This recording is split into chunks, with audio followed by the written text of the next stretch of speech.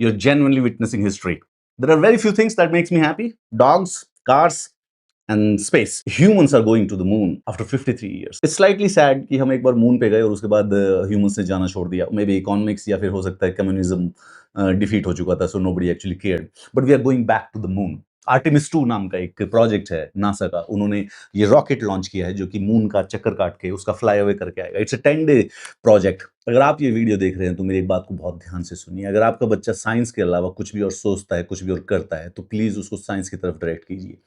The possibility that the man can actually go from the earth to the moon has only been made possible by the ingenuity and the curiosity of the man, and that comes from the science. There is nothing more beautiful than science. There is nothing that can actually solve any problem of the world than science. It will invariably in the end finally come to science.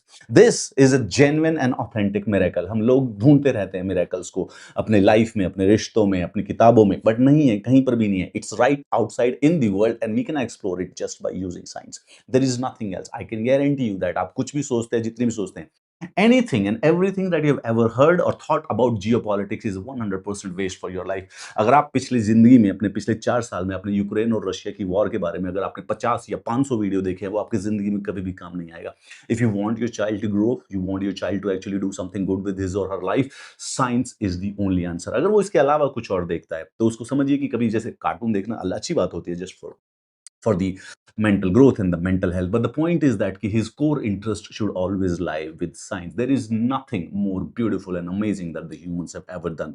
Out of the 1 million years that the Homo sapiens have been on this planet Earth, we have been doing science only for 400 years. And everything around you, the most amazing things, has only been done by science.